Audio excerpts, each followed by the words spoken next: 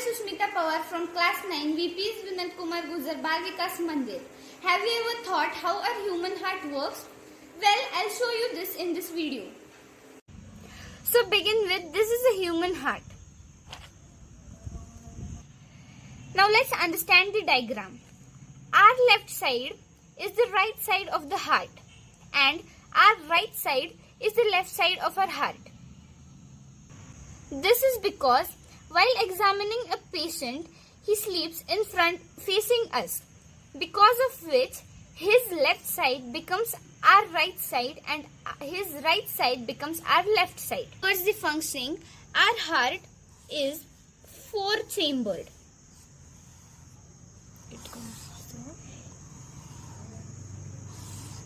Our heart is four-chambered.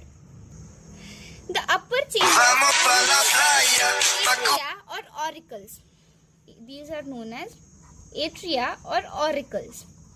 This is the right auricle and this is the left auricle. The lower chambers are known as ventricles. This is the right ventricle and this is the left ventricle. Right auricle and the left auricle. Our heart is protected by a double-walled membranous covering called the pericardium, and this pericardium is filled with the pericardial fluid which reduces friction. This is the pericardial fluid which reduces the friction during the heartbeat and also protects the heart from mechanical injuries. Now, let's see the blood vessels entering the heart. So, here we have the anterior vena cava or the precaval vena cava or the superior vena cava, which brings blood, deoxygenated blood from the upper parts of the body, including our head, our chest and our arms for purification. And this blood vessel enters in the right auricle. Then we have the posterior vena cava or the inferior vena cava, superior, inferior, which brings deoxygenated blood from the lower parts of the body, including abdomen and the legs. This inferior vena cava drains its blood into the right auricle. So, this is the superior vena cava and this is the inferior vena cava. Now we have the pulmonary artery which emerges from the right ventricle and carries the deoxygenated blood from the heart towards the lungs for purification. This pulmonary artery is the only artery which carries deoxygenated blood away from the heart. Then we have the pulmonary vein. The pulmonary vein. This vein brings the oxygenated blood from the lungs into the left auricle. This is the only vein which carries oxygenated blood. Finally, we have the aorta which emerges from the left ventricle. The left ventricle.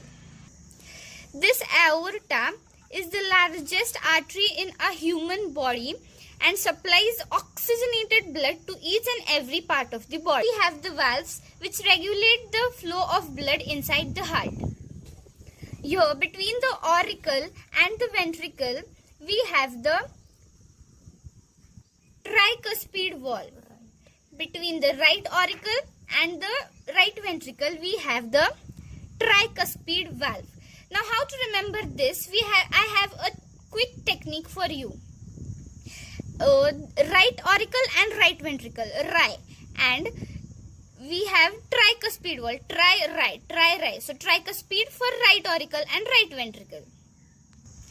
Similarly, between the left ventricle and left auricle, we have the bicuspid valve or the mitral valve.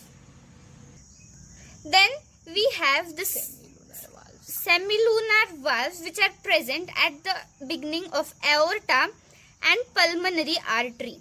Here it is known as the pulmonary semilunar valve, and here the aortic semilunar valve. So let's begin with the functioning of heart. The superior and inferior vena cava bring the deoxygenated blood from the various parts of the body, the right auricle. Now the right auricle contracts and the blood is forced into the right ventricle through the tricuspid valve, which are open. This is followed by the relaxation of auricles and contraction of ventricles. Now the tricuspid valves close to prevent the backflow of the blood into the auricles, and the pulmonary semilunar valves open to allow the flow of blood from the right ventricle into the pulmonary artery, which carries the blood towards the lungs for oxygenation.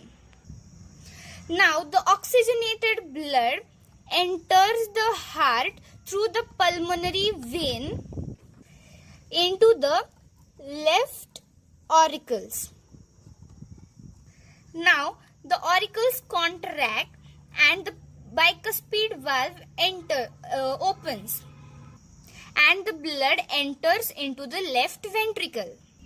Now the ventricles contract and the aortic semilunar valve open, and the oxygenated blood enters into the aorta, and further the aorta supplies the oxygenated blood to all the parts of the body. Thank you.